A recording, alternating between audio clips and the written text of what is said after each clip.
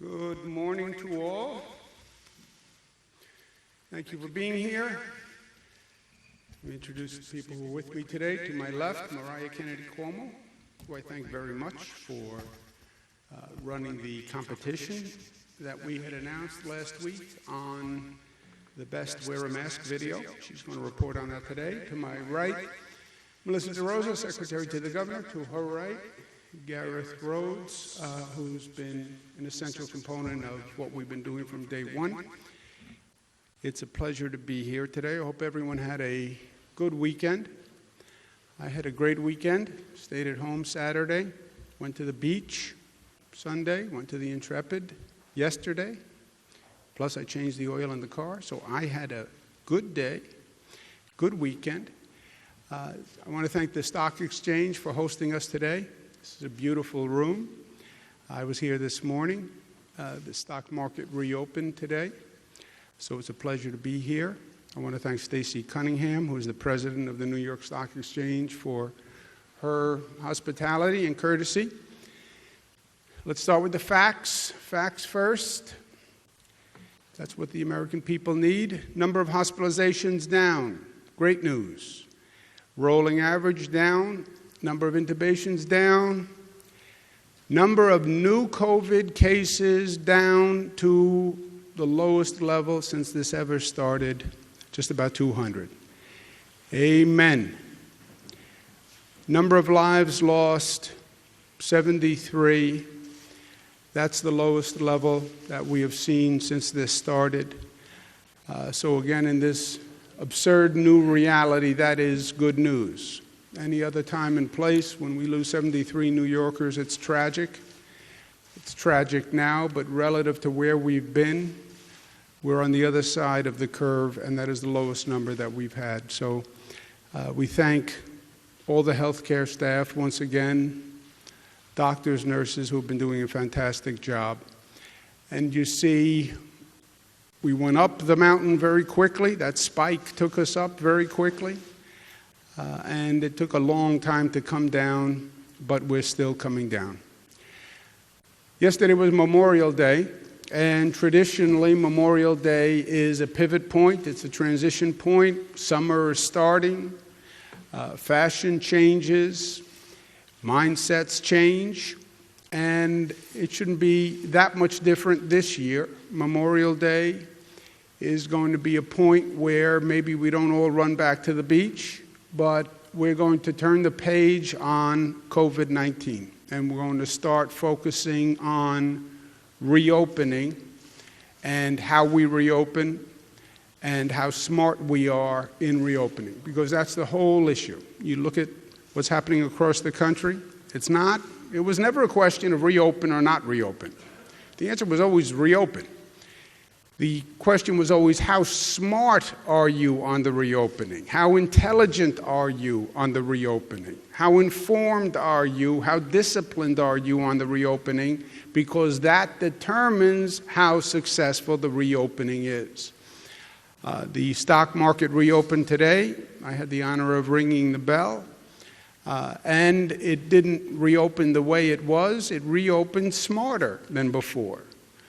Fewer people, wearing masks, new precautions, that the stock exchange has incorporated, not because government said they had to, but because the stock exchange is smart. And they wanted to get back to business, but they wanted to be smart, and they're doing it in a way that keeps people safe. And that's an example of exactly what we've been talking about. So 2 tracks going forward from Memorial Day. Number 1, monitor the reopenings. We're reopening in regions all across the state because regions are different all across the state. So we're reopening in regions. Monitor the regions. We have a dashboard that is up. Every New Yorker can see the numbers, and what we're doing is gauged by the numbers. Mid-Hudson opens today. They met all the metrics, all the numerical criteria, so they're opening today. Long Island will open tomorrow. We're going to bring on the last of what's called the tracers, who do the contact tracing after testing, and they'll be coming online today, and Long Island will open tomorrow. Each region has a regional control group. I've spoken to many of the county executives across the state who are key on these regional control groups, and I said to the county executives, watch the numbers. When you see a cluster of cases, jump on it. Jump on it. That's what the contact tracing is all about. What happened? Where did they come from? Is there any commonality among the people in the cluster? Is there a geographic identity to that cluster? But that has to be done region by region. You have to stay disciplined and focused. Study the numbers. The numbers inform you. The numbers tell you what's happening. That dashboard tells you what's happening. And those regional control groups have to be disciplined. Steve Ballone in Suffolk, and Laura Curran in Nassau, and Mark Polenkar's in Buffalo, and Adam Bello in Rochester, and Ryan McMahon in Syracuse. Focus on what's happening on those numbers. You see a little movement, you pounce on it. Find out what it is, explore it, and resolve it. New York City is the one region that is not reopened yet in New York. And that's for obvious reasons. The numbers have been worse in New York City. The number of cases were worse in New York City. Again, nothing endemic to New York City. What happened in New York City was the virus was coming from Europe. We didn't even know. Nobody told us. We all were told it was coming from China. Look to the west, came from the east. We're looking west, it came from the east. It was coming from Europe. And January, February, before we did a European travel ban, 3 million Europeans landed at our airports, and the virus came that way. So once the virus got here, it spread. This is a dense area, New York City, public transportation. So it had the worst problem in the nation, one of the worst problems on the globe. So it's the one region that's not reopened yet, and we're now going to focus on reopening New York City. And again, we do it smartly. We have data, we have tests. We can focus on the new cases in New York City. Where are those infections still coming from?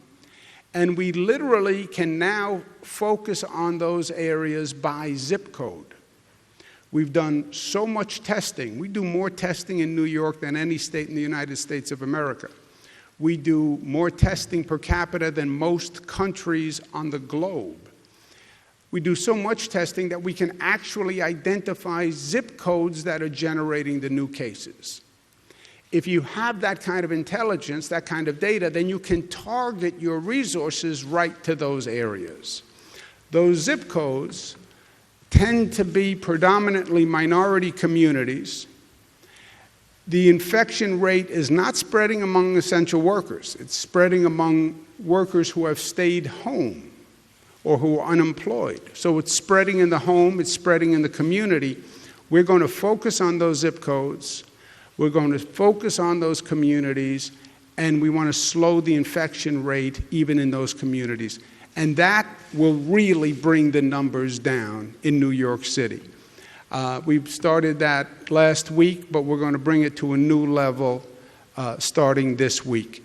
And you can see that the infection rate in some of these zip codes is double the infection rate in the city. The infection rate in the city, general population, is about 19%, almost 20%.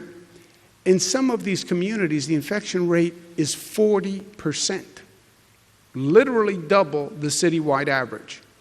And when we look at those new COVID cases coming into the hospitals, where are they coming from? They're coming from these zip codes, and we can literally identify it, so we want to attack the virus at the source. That's what we're going to be doing in New York City. In New York City, we also have to get the number of tracers up and trained and online, and we'll be focusing on that. Statewide, we all have to remain smart. Regions that are opened, regions that are reopening, New York City that hasn't opened yet, where we have to get the numbers down. It's about citizens, and it's about what people do. That's been the great riddle in this whole thing. We don't understand it. It's about government, government this, government that. Forget government. This whole trajectory is decided by people. It's personal behavior. That's all it is. You tell me what people do today, I'll tell you what the infection rate is tomorrow. And it's simple. It's wash your hands, it's socially distance, it's use the hand sanitizer, and it is wear the mask. Wear the mask. And this is almost a point of cultural communication. Wearing a mask is now cool. I believe it's cool. If I could sign an executive order that says wearing a mask is officially cool, there is a certain amount of informing the public and accepting a new type of standard. Wearing the mask has got to be something you do every day. When you get up, when you walk out of the house, you put the mask on. And I said the other day, you know, New Yorkers want to reinforce it for other New Yorkers. This is cool. You want to encourage people to do this. By the way, you have all sorts of color masks. You don't have to have a boring mask like my mask. I'm a boring guy. They have color masks. They have masks that say things. Some people coordinate their outfit with the color of their mask. And this has to be part of literally who we are and what we do every day. That does not mean when someone doesn't wear a mask, we should be rude to that person or be obnoxious to that person. But this has got to be part of every New Yorker's fashion and design and clothing and outfitting, wearing the mask. It makes a real difference. And if you think that's all talk, answer for me why all the first responders have a lower infection rate than the general population. The only difference is they wore a mask and they wore the PPE. So, wear a mask. Everyone has to do their part. Second track is, while we're reopening, supercharge the reopening, right? Stock market opened today. We want that economy to come roaring back. We want it to come roaring back. And that's not going to happen just by wishing it to be so. We have to take an affirmative action. We have to be part of that. And today is page 1 of that chapter. I don't believe that the economy just bounces back.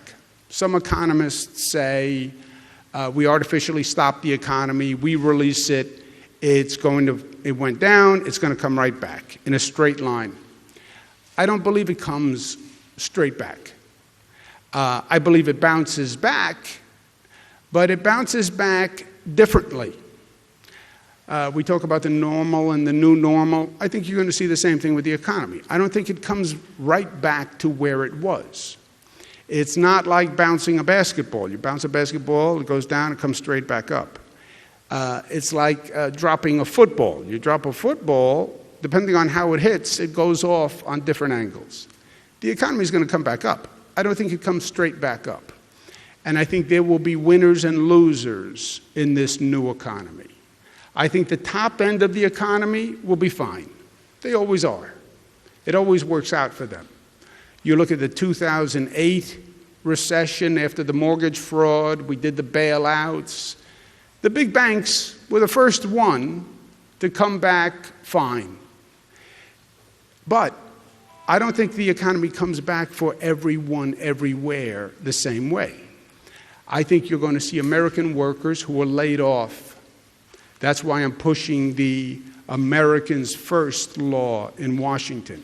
I think you're going to see corporations use this as an opportunity to, in their words, restructure, to get lean, to show the analysts we can increase the profit. How do you increase the profit fast in a corporation? You lay off workers.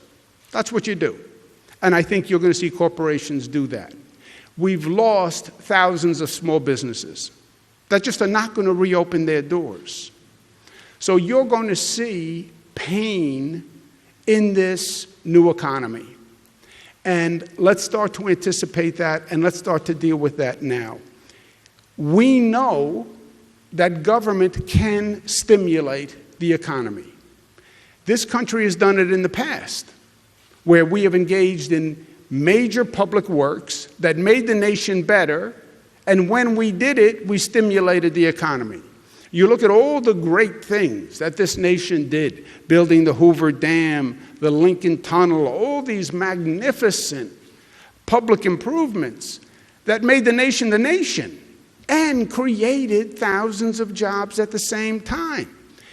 Now, everyone has been talking about the need to do major infrastructure in this nation. Every president, Democrat, Republican, President Clinton talked about it, President Bush talked about it, President Obama talked about it, President Trump talked about it, Vice President Biden talks about it. We have major infrastructure needs. We're not building. The rest of the world is passing us by. It's true. Well, then do something about it. Don't just talk about it. Everybody's identified the same problem, Democrats and Republicans. But nobody has done anything. If there's ever a time to actually take on this overdue need of major infrastructure construction, now is the time. There is no better time to build than right now. You need to restart the economy, you need to create jobs, and you need to renew and repair this country's economy and its infrastructure. Now is the time to do it. It's especially the time to do it when some of the volume is lower, right? The time to fix the hole in the roof, we would say in Queens, is when the sun is shining. That's when you don't think that's a Queens expression? That was a Queens expression as far as I'm concerned. That's when you fix the hole in the roof, when the sun is shining. The time to do this work is now, when you need the jobs and the volume is low, and New York will lead the way. We are going to accelerate our big infrastructure programs. We have the Empire Station Project, which is building a new Penn Station, which is long overdue. That Penn Station has been torturing people for too long. Let's now accelerate the Empire Penn Project while the ridership is low and when we need the jobs. Accelerating LaGuardia Airport, which is going to be the first new airport in this nation in 25 years. Traffic is low, passenger volume is lower. Let's accelerate that construction now. And let's do things that we've been talking about for a long time, but we've never actually pulled the trigger on. We know that we need renewable power. We know we can generate renewable power in upstate. We know we need it downstate. Let's build the cross-state transmission lines to develop that renewable market upstate and satisfy the need downstate. We know they have low-cost hydropower in Canada. Let's run the cable, the transmission lines from Canada to New York City to get that power down here, and let's stop talking and let's start doing. Let's invigorate this whole renewable market. And there are other big infrastructure projects that we've been talking about, which we have to do, where we need federal help and federal approval. Let's put those on the table. The air train to LaGuardia. New York City is one of the only major cities that has no train from the airport into the central city. We've been talking about the cross-Hudson tunnels, where the Amtrak trains come through, that are old and that are crumbling, and that if they become a problem, you literally stop Amtrak travel to the entire Northeast. Let's stop the politics on it, and let's get it done, and let's build those new tunnels. The 2nd Avenue subway, the next extension for the 2nd Avenue subway goes from 96th Street to 125th Street, would open up that whole 125th Street area. It would bring a whole new chapter of revitalization to New York City. Let's do that in partnership with the federal government. I'm going to go to Washington tomorrow, scheduled to meet with the president to talk about a number of things, but this is one of the things I want to talk to the president about. You want to restart the economy, you want to reopen the economy. Let's do something creative. Let's do it fast. Let's put Americans back to work, and let's make America better. It is common sense. It is common sense. So many of the things that we need to do, you don't need to be a government expert or an engineer to figure out. It's common sense. You have an infrastructure that's crumbling. You need to jumpstart the economy. You need to create jobs. Do it now. Do it now. And that's what one of the things I'm going to talk to the president about tomorrow. Last point, we did the Wear a Mask New York PSA contest. I asked my daughter Mariah to help out, volunteer, pro bono, no money, supervised by a very nice, easygoing boss, moi, and Mariah agreed, and she did a fantastic job. And frankly, this contest has gone much bigger and generated much more energy and excitement than I anticipated. And with that, I will turn it over to Mariah. Thank you. We launched the Wear a Mask ad contest in May, asking New Yorkers to create ads about the importance of wearing a mask in public. And we received over 600 video submissions from across the state. We selected 5 finalists and put it to a vote, and people cast 186,117 votes. And today, we are proud to announce the winning ad, which is We Heart New York. And with that, we'd like to... I love New York. We love New York. We've been stuck inside our homes, while our everyday heroes have been working overtime For New York to reopen and stay open. We all need to do our part. And show that we care. Look, man. I wear a mask to protect you. You wear a mask to protect me. Let's all wear a mask to stop the spread of coronavirus and save lives. When we show up in the mask, we're showing up for each other. Show your love for New York. Because New York loves you. Beautiful. Thank you. And congratulations to Bunny Lake Films, a female-founded boutique production company based in Brooklyn, New York, who created that incredible ad. And we'd now like to show the second place ad, which is You Can Still Smile.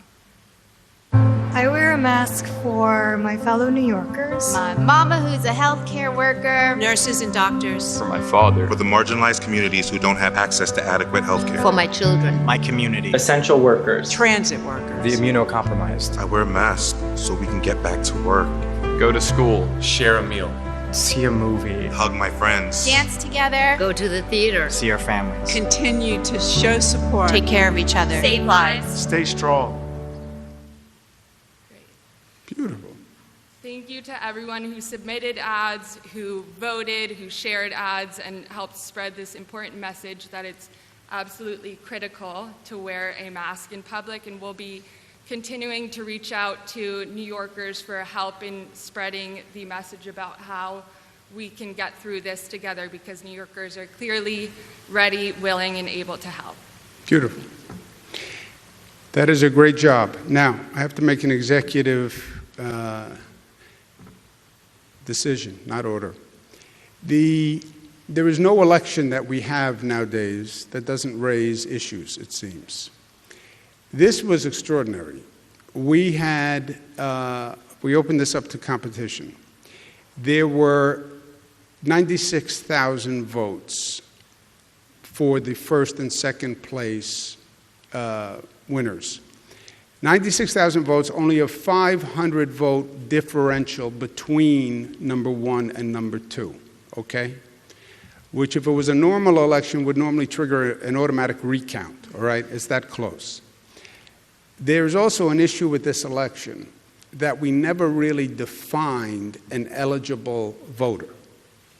And we have people who voted in this competition all across the state, all across the country, all across the world.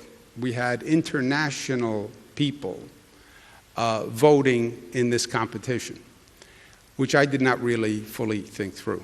So rather than have a debate about who would have been an eligible voter, because that 500 votes between first and second is so small, if you start to have a question about who's an eligible voter, it could get dicey. So I'm going to make an executive decision. The state will run both ads, first and second, because they're both great. And obviously, yes, won by 500 votes, but it was a tremendous turnout. People love both. That's clear. So the state will run both, and we don't have to get into a debate about who is an eligible voter in a video competition. So we'll run both of those PSAs. I want to thank all the voters who participated. That tremendous number just shows how engaged people are all through this. This is about life and death. This is about their lives. This is about their community, and they're engaged, and they should be, because they are New York tough, smart, united, disciplined, and loving.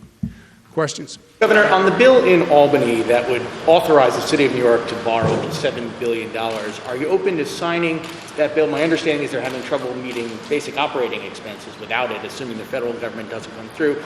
And assuming that the economy comes back unevenly and the people at the top are okay, would you ever favor raising taxes on the wealthy? Yeah. You know, let's deal with the here and now, and then we'll deal with the future when we figure out what the future is.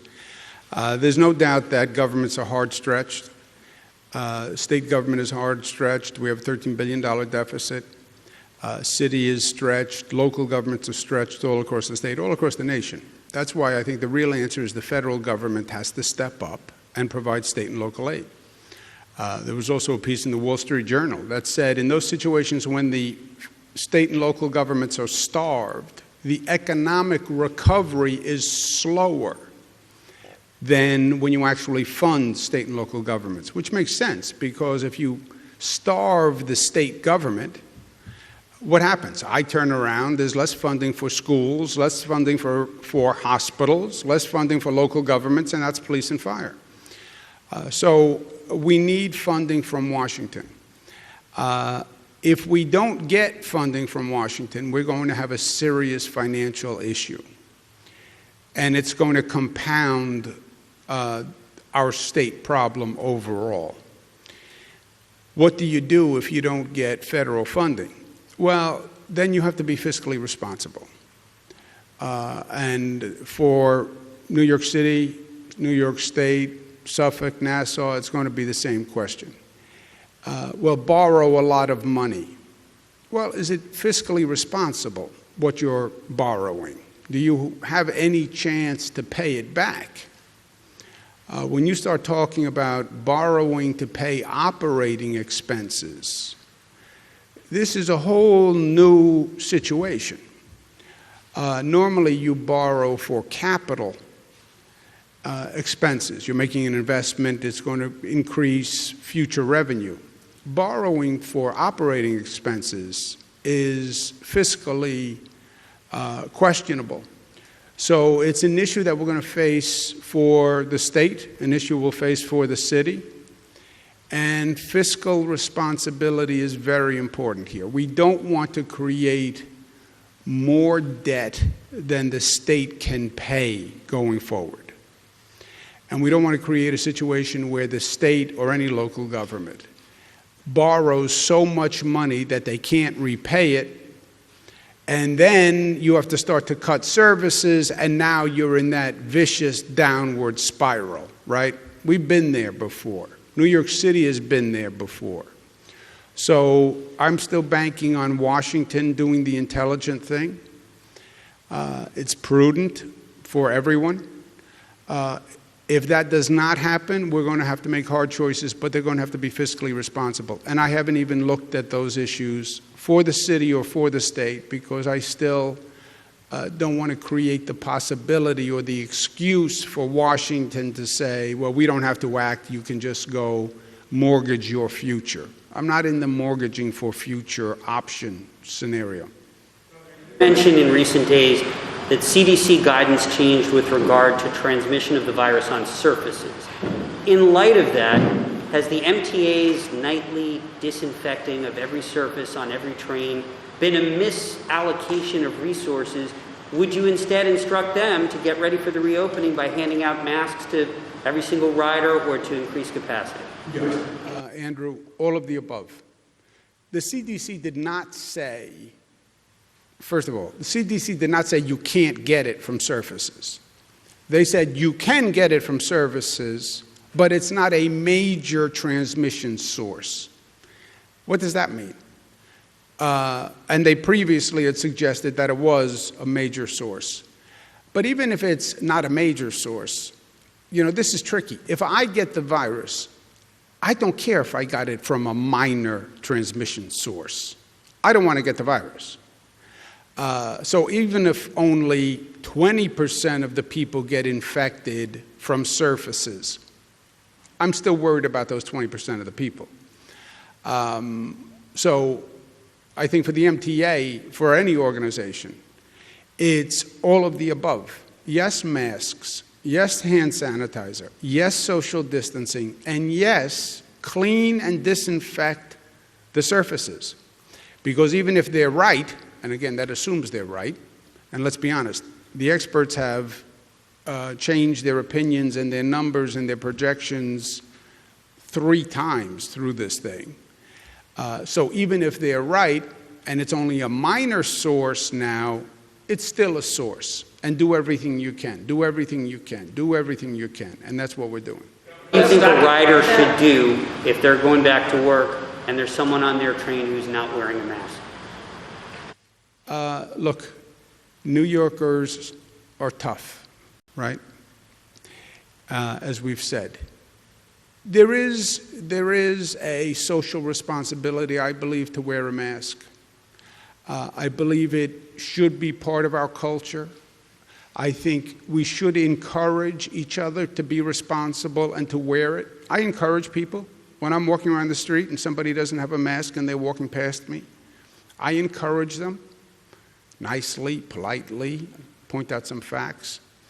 But it's New York. We have to be careful that that nice and polite stays nice and polite. And people are afraid now, and you can see tempers flare, and you can see the energy goes up. I think that's not helpful. I think you can have conversations with people and point it out, but keep it friendly and helpful and constructive.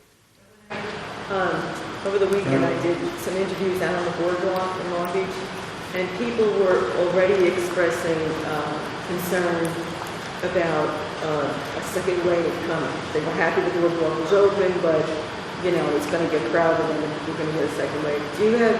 Have you started forming like a new plan for a second wave, and how would it be different from what we did this time? Yeah. The way we are reopening, in many ways, anticipates the possibility of a second wave. It is built into our reopening plan. When we say you must reserve 30% capacity in the hospitals, that's anticipating either a current surge or a second wave. 30% of the ICU beds have to be available. That's anticipating either a current surge, people are undisciplined, you have a hot spot, or a second wave. Hospitals must have 90 days of PPE on hand. We're not going through that can't find the mask, crazy scramble again, right? All the PPE has to be in place for 90 days at the COVID level. All those early indicators, getting the testing capacity up. What's going to happen when you get to the fall, even if there's not a second wave? People will need flu tests for the normal flu. Right now, we're using basically all our testing capacity to do the COVID tests. So we're planning for testing in the fall split between the flu test and the COVID test. But what we are now doing builds in the anticipation of the possibility of a second wave. And look, I don't even know if it's a second wave anymore. They now talk about basically it's not going away. It's not that it's going to go away and come back like they first talked about the second wave. It's just that there may be a lull, a seasonal lull because of the summer climate, but then it comes back It increases in the fall because it never really went away. The stock exchange directed its employees to avoid taking public transit to work. Do you think that's a wise policy? Do you think that the subway is a super spreader of the virus? And at that, have you identified which phase of the reopening the overnight subway service will resume? What date are you looking at on that? Yeah, as I've said, I don't pick dates in the future. We have had projection models from day one on this. We've followed the projection models. Remember, the projection models said we could need about 120,000 hospital beds. We only have 50,000 hospital beds. I spent 1 month developing thousands of hospital beds off the projections, and we did it. It was probably the largest single undertaking that I've undertaken as governor, and we did it. And then the projection model didn't come true. Now, in defense of the projection models, they'll say, well, we had a number of variables that changed, and we didn't know how effective social distancing would be, and social distancing turned out to be more effective because people were more responsible, so the numbers came down. But I don't think you can project into the future. I don't think anybody can say, I'll tell you what's going to happen in 4 weeks. So I know the numbers today. We'll know the numbers tomorrow. Make decisions based on the facts you know. And that's what we're going to do. So I am not going to give you a future projection. The MTA, public transportation, has to be ready when you reopen. Everything has to be staged, and public transportation has to be working. You can't do a full reopening without public transportation. You just can't. You don't have an option of everybody walks or everybody drives or everybody bicycles. You know, you can't do that in this metropolitan area. You have people coming in from New Jersey, Connecticut, et cetera. So you need Metro North, et cetera. So the question becomes, how do you reopen public transportation? And we have trains, cleaner than ever before, remarkably so. We'd need social distancing precautions. You'd need the masks, you need the sanitizer, you need to schedule in a way so you don't overload a train. But I'll tell you one of the silver linings here. The subways have never been as clean as they are now, and we're helping more homeless people than ever before. You know, for me, this has been an issue that we've worked on for a long time, and there's been a lot of dissension. And I spent my whole life working on the homeless issue. And finally, we've had the wisdom to understand that you're not really helping the homeless by letting them sleep on the train. You know, that was a misguided theory. Well, we respect your civil rights and civil liberties. We're going to let you sleep on a subway car and risk getting molested or hurt during the night. No, they deserved better. Offer them safe shelter, offer them services. That was always the answer. And now, because we closed the subway to clean the cars, this homeless have to be off the subway, otherwise you can't clean the car. And it's the first time you've actually had a real outreach program. So out of crisis comes positive. What about the stock exchange policy? Do you think that the subway is a spreader of the virus right now? Is it safe to ride? No, look, I think the subways have never been cleaner, and people are social distancing and they're wearing masks. You know, there's no configuration on a subway done right. That's not a sidewalk done right. That's not any other place done right. If you have an overcrowded subway car, well, then you're where you are with an overcrowded sidewalk or an overcrowded lobby or an overcrowded elevator. You know, then it's the same thing. One company this morning, I think it was JP Morgan, I could be wrong about that, that refused to participate in the opening of the floor. That I can understand that they don't agree with the criteria and other things. What do you say to a company who doesn't even want to participate? I think you will see people making their own decisions. I think you'll see companies make their own decisions. We've never been here before. You know, they opened some parts of China, And just because the government says, okay, we're back, some people said, I'm not ready to be back. You know, I'm not ready to get on public transportation. I'm not ready to walk down the sidewalk. I'm going to sit home and I'm going to watch to see what happens. People have gone through a trauma. People are scared. So I think you'll see all sorts of individual decisions by companies, by people, and some people are going to hang back and say, I want to see the facts. I don't want to be the first one out. I think that's all fine, and I think that's to be expected. I think there's an emotional transition here as much as there is a physical transition. And again, I don't think this is about government rules. I think it's about everyone has informed themselves. You're talking about my life now. You have my attention. You're talking about my kids. You're talking about my mother. I'm taking this very seriously, and I've informed myself, and I'm going to make my own judgment. Thank you very much. Well, the federal government says, the president says, the governor says.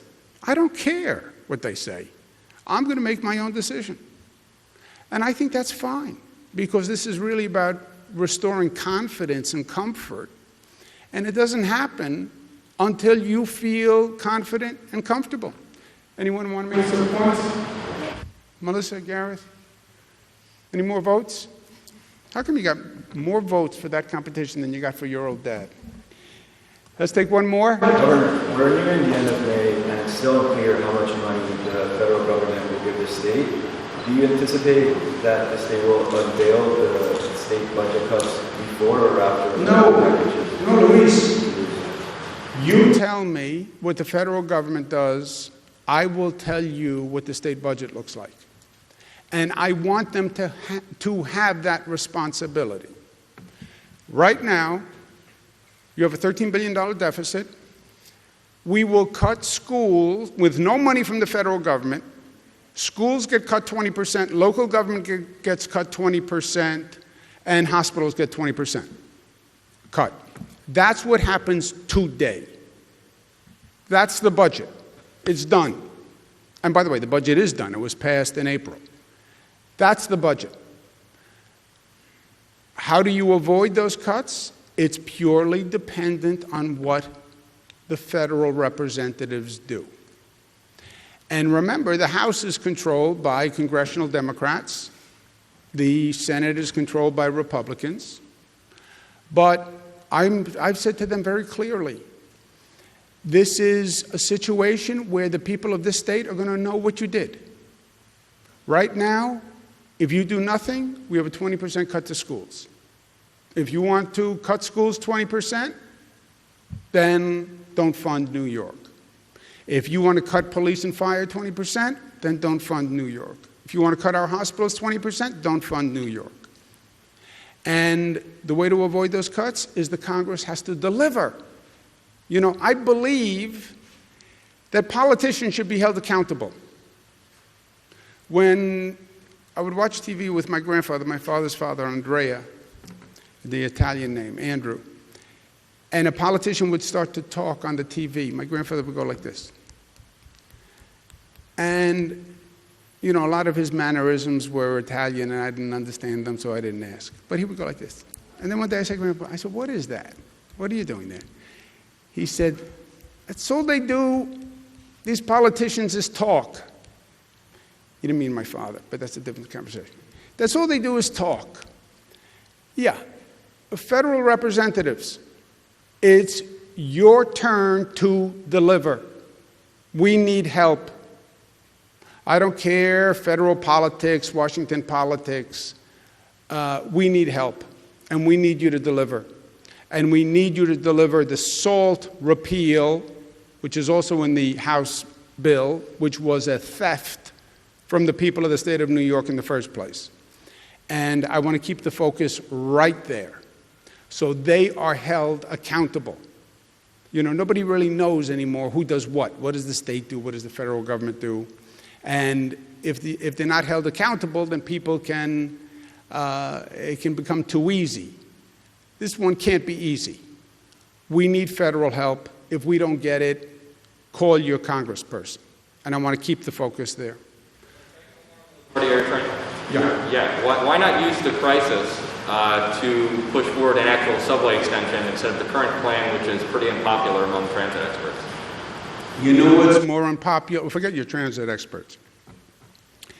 You know what's more unpopular than the people in the neighborhoods that are affected? The subway plan. So, look, you have two questions. You have funding is an issue, and then you have feasibility of the project. I don't want a project that's going to be in court for 150 years and that gets kicked down the can down the road, which is what happens with so many public works. When I say I'm going to do something, I actually do it, which is a little different. I say I'm going to build a Mario Cuomo bridge, I build it. I say I'm going to redo tunnels, I do it. So I want to I say I'm going to build a new airport, I do it. And I do it in real time. And I want projects that are real as opposed to, theoretical. I have a great idea. In a perfect world, we could do this. Yeah, when the world is perfect, then I'll do it. Thank you for taking time. Initiated the meeting with the president tomorrow. So this was part 2, continuing your last discussion. Well, we had multiple discussions. It's not part 2. It's probably part 28. Is it fiscal package you're trying to get out of Washington primarily, would you say? Liberty, and the pursuit of happiness. My 3 favorite topics. And the state of New York. Talk to you later. Thank you. Thank you, Stock Exchange, for this beautiful room.